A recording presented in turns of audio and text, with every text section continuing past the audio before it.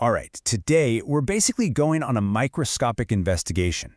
We're looking at 3 really distinct bacteria that have shaped our health in some pretty wild ways. You can't see them, they're totally silent, but get them in the right conditions and they are incredibly dangerous. So let's open the case files. So let me ask you this to get us started. What in the world do a really bad sore throat, a sandwich you pull out of the fridge, and a hotel's air conditioner have in common? I mean, on the surface, they sound completely random, right? But believe it or not, there's a hidden link connecting all 3. Well, the answer is, they can all be ground zero for an infection caused by a unique and pretty dangerous microscopic bacteria. So today, that's exactly what we're doing. We're cracking open the case files on these 3 to figure out how they operate and, more importantly, how we've learned to fight back. Okay, case number 1. This one focuses on a bacterium called Corynebacterium diphtheriae. And the real story here isn't just the bug itself. It's the incredibly potent poison it cooks up right inside your own body. It's like a tiny poison factory setting up shop in your throat. So, take a look at this guy. It has a really distinct appearance. See that sort of club shape in the illustration? And then, when you get it under a microscope, these little rods arrange themselves in these weird, angular clumps. Microbiologists actually thought they looked like Chinese letters. And that unique pattern is a dead giveaway for identifying it. So, once these bacteria set up shop in your throat, that little poison factory I mentioned goes into overdrive. The poison they churn out is called the diphtheria toxin, and it is just astonishingly powerful. To give you an idea, a dose of just 0.1 micrograms per kilogram of body weight can kill you. I mean, that is a microscopic amount with absolutely devastating consequences. And this image, wow, it really shows the toxin's main line of attack. It literally destroys the cells in the back of your throat, and in their place, it creates this thick, gross, grayish layer called a pseudomembrane. It can completely cover the tonsils, and if it gets bad enough, it can actually grow to block your airway, and you can suffocate. And yeah, as the caption says, you can't just scrape it off. Trying to remove it actually causes bleeding and makes things worse. But the damage doesn't just stop in the throat. Oh no. The toxin gets absorbed into your bloodstream and just goes everywhere.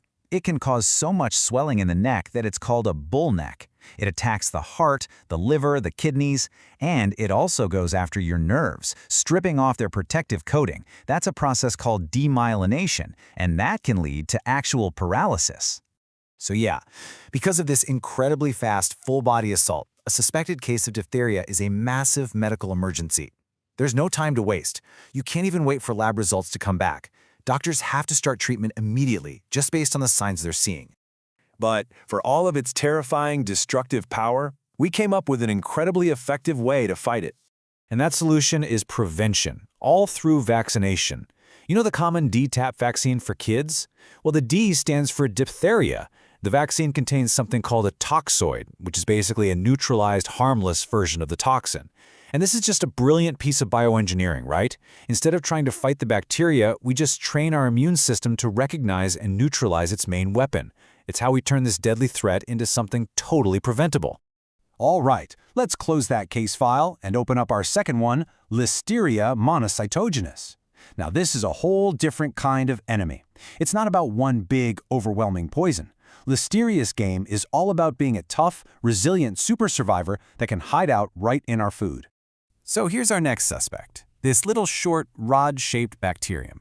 And yeah, we can see it here growing nicely in a lab, but its real danger isn't what it looks like on a petri dish. It's all about where it manages to survive, like in our own refrigerators. See, Listeria is what we call a foodborne pathogen. And what that really means is that it's evolved to get around all the stuff we do to keep our food safe. Things like refrigeration, salting, you name it. And this is basically its survival toolkit, its set of superpowers. What's truly remarkable is that it can actually grow and multiply at refrigerator temperatures, down around 4 degrees Celsius. Most bacteria can't do that. It also doesn't mind salty conditions or acidic environments. And that right there is why you always hear about outbreaks linked to things like soft cheeses, deli meats, or raw milk. All stuff that we keep in the cold, thinking it's safe. Now, this is probably the most critical thing to understand about Listeria, because its danger level totally depends on who gets infected. For most healthy adults, you might just get a mild flu-like stomach bug, and that's it. But for people in high-risk groups, we're talking pregnant women, newborns, the elderly, anyone with a weakened immune system, it can be absolutely devastating. It can lead to life-threatening conditions like meningitis or sepsis. Okay, for our third and final case, we're moving out of the fridge and into the environment itself. Meet Legionella pneumophila. This is a bacterium that lurks in our own man-made water systems, and it spreads through something that seems totally innocent: tiny water droplets, like mist. And this one actually has a really famous discovery story. Scientists didn't even know this bacterium existed until 1976. That year, a mysterious and really severe pneumonia broke out among a bunch of people attending an American Legion convention in Philadelphia. The massive investigation that followed finally identified this brand new organism, and so they named it Legionella in honor of the group it first affected. You know, a big reason it stayed hidden for so long is that it's what scientists call fastidious. It's basically a fancy way of saying it's an extremely picky eater. It just won't grow on the standard stuff you use in a lab. You have to give it this very special plate called a buffered charcoal yeast extract agar, which has all the specific nutrients it demands to grow. So how does an infection actually happen? Well, first, the bacteria need a nice, warm water environment to grow. And ironically, it's our own modern infrastructure, things like cooling towers, hot tubs, complex plumbing systems that create the perfect breeding grounds. Then, that contaminated water gets aerosolized, meaning it's turned into a fine mist. Step 3, someone breathes in those microscopic infectious droplets. And this last point is super important.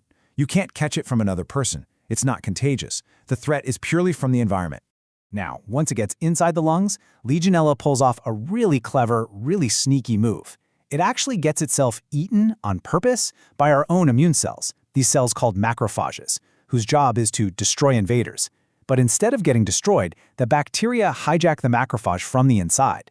They turn it into a personal protective incubator where they can make copies of themselves in safety. And once the cell is packed full, they burst it open, releasing a whole new army of bacteria to go infect more cells. It's brilliant, in a terrifying way. So there you have it, 3 totally different bacteria, each with its own unique method of attack. We've got the poison factory, the super survivor in our food, and the environmental invader. And as you can imagine, fighting them requires 3 totally different blueprints for defense. And this table just lays it all out perfectly. Against C. diphtheria's deadly toxin, our best defense is vaccination. Against Listeria and food contamination, it all comes down to food safety and hygiene. And for Legionella, hiding in water aerosols, our shield is just good old-fashioned water system management and engineering. Really, the big takeaway here is that there's no single magic bullet for fighting these invisible threats. The real weapon is knowledge. By understanding the specific, unique way each of these bacteria works, we can build a specific, targeted defense to stop it in its tracks. So we've built up our defenses against these 3. We know how to handle them. But it kind of leaves you with one final, lingering question, doesn't it? Remember, nobody even knew Legionella existed before 1976. So what other invisible threats are out there right now, just waiting for the right set of circumstances to show up?